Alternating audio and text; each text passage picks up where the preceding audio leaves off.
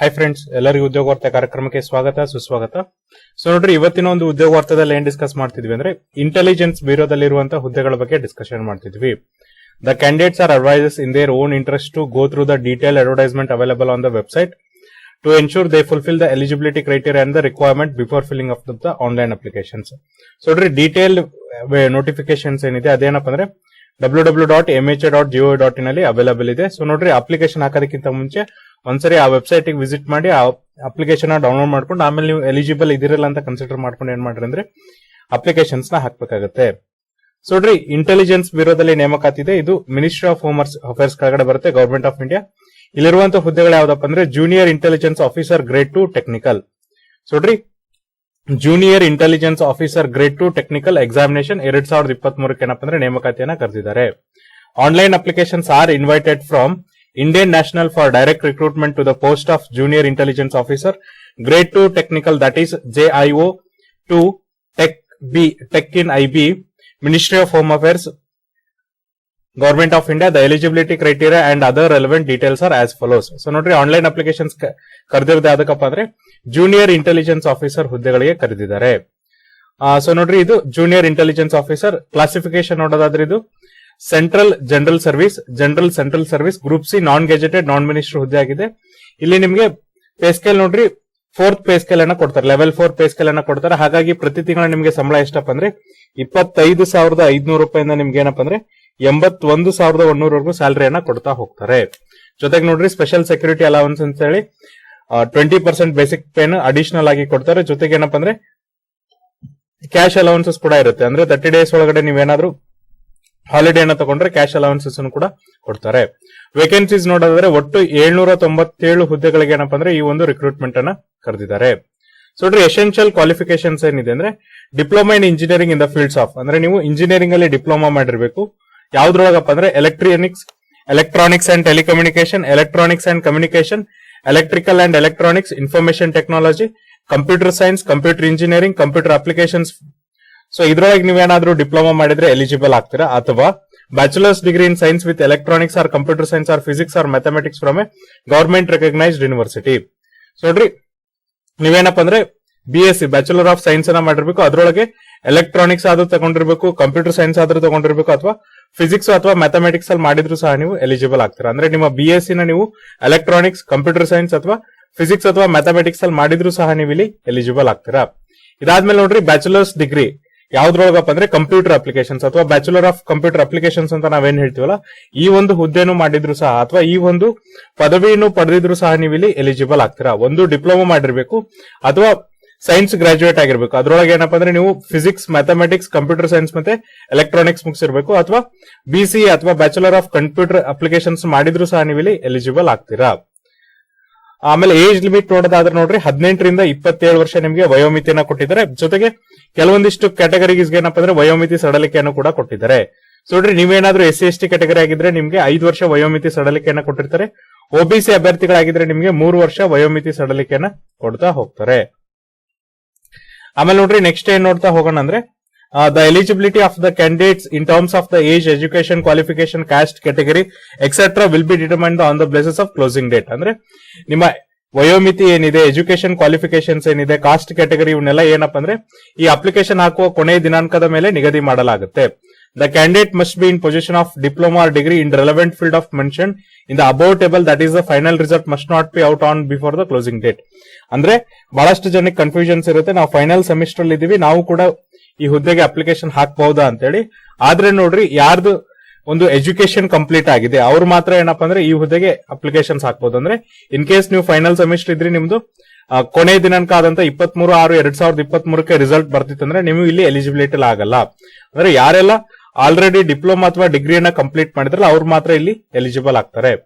The number of vacancies is provisional liable to change, ಅಂದ್ರೆ ಈಗ provisions ಇದೆ ಮತ್ತೆ ಅವ್ನು ಚೇಂಜ್ ಕೂಡ ಮಾಡಬಹುದಾಗಿದೆ. ಸರ್ವಿಸ್ ಲಯಬಿಲಿಟಿ ನೋಡ್ರಿ, the post involves all India transfer liability, therefore the candidates willing to serve anywhere in India only need to apply. So ನೋಡ್ರಿ, ನೀವು ಎಲ್ಲಿ ಬೇಕಾದ್ರೂ ಸರ್ವ್ ಮಾಡಬಹುದು, ಆದ್ರೆ ನೀವು ಅಪ್ಲಿಕೇಶನ್ಸ್ ನ ಹಾಕಬೇಕಾಗುತ್ತೆ. The candidates may refer to the detail advertisement while filling of the online application form. Applicant should carefully decide about his or her choice city of the examinations. ಅಂದ್ರೆ ನೀವು ಅಪ್ಲಿಕೇಶನ್ಸ್ ನ fill up ಮಾಡ್ಬೇಕಾದ್ರೆ ಎಲ್ಲಾನು decide ಮಾಡ್ಬೇಕಾಗುತ್ತೆ, ಎಲ್ಲಿ examination ಬರೀತೀರಿ ಅನ್ನೋದ್ರ ಬಗ್ಗೆ ಕೂಡ ನೀವು ಡಿಸಿಷನ್ ಅನ್ನ ತೆಗೆದುಕೊಳ್ಬೇಕಾಗುತ್ತೆ. Examination city once opted will not be change under any circumstances. ಅಂದ್ರೆ ಎಕ್ಸಾಮಿನೇಷನ್ ಸಿಟಿ ಒಂದ್ಸರಿ ಬಂದ್ಮೇಲೆ ಅದನ್ನ ಚೇಂಜ್ ಮಾಡಕ್ಕಾಗಲ್ಲ ಅಂತ ಹೇಳಿದ್ದಾರೆ. ಸ್ಕೀಮ್ ಆಫ್ ಎಕ್ಸಾಮಿನೇಷನ್ ನೋಡ್ರಿ, online objective type MCQ 100 questions based on general mental ability, combination of subject as for the essential qualifications. So ನೋಡ್ರಿ 100 questions ಅನ್ನ ಕೇಳ್ತಾರೆ. ಸೊ 100 ಮಾರ್ಕ್ಸ್ ಇರುತ್ತೆ, 2 ಅವರ್ ಡ್ಯೂರೇಷನ್ ಇರುತ್ತೆ. ನೆಗೆಟಿವ್ ಮಾರ್ಕಿಂಗ್ ಏನಪ್ಪಾ ಅಂದ್ರೆ 1/4 ಇರುತ್ತೆ. ಇಲ್ಲಿ ಮೆಂಟಲ್ ಎಬಿಲಿಟಿ ಮೇಲೆ 25 ಕ್ವಶನ್ಸ್ ಅನ್ನ 25% ಅನ್ನ ಕೇಳಿದ್ರೆ, ಎಸೆನ್ಷಿಯಲ್ ಎಜುಕೇಶನ್ ಮೇಲೆ 75 ಕ್ವಶನ್ಸ್ ಅನ್ನ 75% ಅನ್ನ ಕೇಳ್ತಾರೆ. ನೆಗೆಟಿವ್ ಮಾರ್ಕಿಂಗ್ ಎಷ್ಟಿರುತ್ತಪ್ಪ ಅಂದ್ರೆ 1/4 ಇರುತ್ತೆ.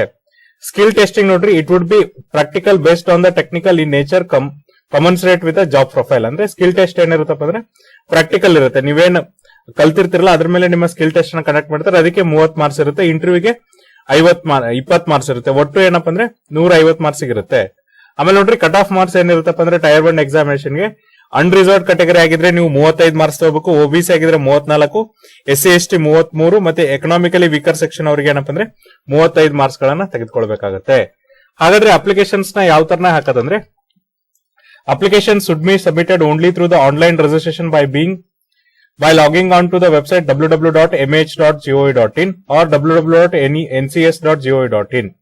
ಸೊ ನೋಡ್ರಿ, ನೀವು ಅಪ್ಲಿಕೇಶನ್ಸ್ ನ ಆನ್ಲೈನ್ ಹಾಕ್ಬೇಕಾಗುತ್ತೆ. ಅದು ಕೂಡ www.mha.gov.in ಇದ್ರ ಮೂಲಕ ಆದ್ರೂ ಅಥವಾ www.ncs.gov.in ಮೂಲಕ ಆದ್ರೂ ನೀವು ಅಪ್ಲಿಕೇಶನ್ಸ್ ನ ಹಾಕ್ಬೇಕಾಗುತ್ತೆ.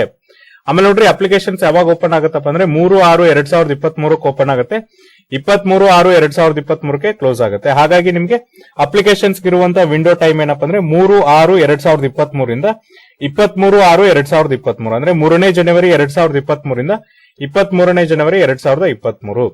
ಆಮೇಲೆ ಎಕ್ಸಾಮಿನೇಷನ್ ಫೀಸ್ ನೋಡೋದಾದ್ರೆ ನೋಡ್ರಿ, ಇಲ್ಲಿ ಎಕ್ಸಾಮಿನೇಷನ್ ಫೀಸ್ ಎಷ್ಟಿರುತ್ತಪ್ಪ ಅಂದ್ರೆ ಎಕ್ಸಾಮಿನೇಷನ್ ಫೀಸ್ 50 ರೂಪೀಸ್ ಇರುತ್ತೆ. ಆಮೇಲೆ ರಿಕ್ರೂಟ್ಮೆಂಟ್ ಪ್ರೊಸೆಸಿಂಗ್ ಚಾರ್ಜಸ್ 450 ರೂಪೀಸ್ ಇರುತ್ತೆ. ಸೊ ನೋಡ್ರಿ, ಆಲ್ ಕ್ಯಾಂಡಿಡೇಟ್ಸ್ ಏನಪ್ಪಾ ಅಂದ್ರೆ ರಿಕ್ರೂಟ್ಮೆಂಟ್ ಪ್ರೊಸೆಸಿಂಗ್ ಫೀಸ್ ಇರುತ್ತೆ. ಅಂದ್ರೆ ಎಲ್ಲಾ ಕ್ಯಾಟಗರಿ ಅವರಿಗೆ 450 ರೂಪಾಯಿ ಏನಪ್ಪಾ ಅಂದ್ರೆ ರಿಕ್ರೂಟ್ಮೆಂಟ್ ಪ್ರೊಸೆಸಿಂಗ್ ಫೀಸ್ ಅನ್ನ ತುಂಬಬೇಕು. ಆಮೇಲೆ ಮೇಲ್ ಕ್ಯಾಂಡಿಡೇಟ್, ಅನ್ರಿಸರ್ವ್ ಕ್ಯಾಟಗರಿ ಮತ್ತೆ OBC ಅಭ್ಯರ್ಥಿಗಳು ಏನಪ್ಪಾ ಅಂದ್ರೆ examination fees in addition to the recruitment fees. ಅಂದ್ರೆ ಯಾರು ಆರ್ಥಿಕ ಹಿಂದುಳಿದ ವರ್ಗದವರು ಇದ್ದೀರಾ, ಯಾರು ಅನ್ರಿಸರ್ವ್ ಕ್ಯಾಟಗರಿ ಇದ್ರೆ, ಯಾರು OBC ಕ್ಯಾಟಗರಿ ಅಭ್ಯರ್ಥಿಗಳು ಇದ್ರಲ್ಲ, ಅವ್ರೇನ್ ಮಾಡ್ಬೇಕಪ್ಪ ಅಂದ್ರೆ ಎಕ್ಸಾಮಿನೇಷನ್ ಫೀಸ್ ಜೊತೆಗೆ ರಿಕ್ರೂಟ್ಮೆಂಟ್ ಪ್ರೊಸೆಸಿಂಗ್ ಫೀಸ್ ಅನ್ನ ತುಂಬಬೇಕಾಗುತ್ತೆ. ಅಂದ್ರೆ 500 ರೂಪಾಯಿನ ನೀವು ತುಂಬಬೇಕಾಗುತ್ತೆ. ಉಳಿದೆಲ್ಲ ಅಭ್ಯರ್ಥಿಗಳು 450 ರೂಪಾಯಿ ಎಕ್ಸಾಮಿನೇಷನ್ ಫೀಸ್ ಅನ್ನ ನೀವು ರಿಕ್ರೂಟ್ಮೆಂಟ್ ಪ್ರೊಸೆಸಿಂಗ್ ಫೀಸ್ ಅನ್ನ ನೀವು ತುಂಬಬೇಕಾಗುತ್ತೆ. ಮೋಡ್ ಆಫ್ ದ ಪೇಮೆಂಟ್ ನೋಡ್ರಿ, ಮೋಡ್ ಆಫ್ ದ ಪೇಮೆಂಟ್ ಕೂಡ ನೀವೇನಂದ್ರೆ ಆನ್ಲೈನ್ ಮಾಡ್ಬೇಕಾಗತ್ತೆ.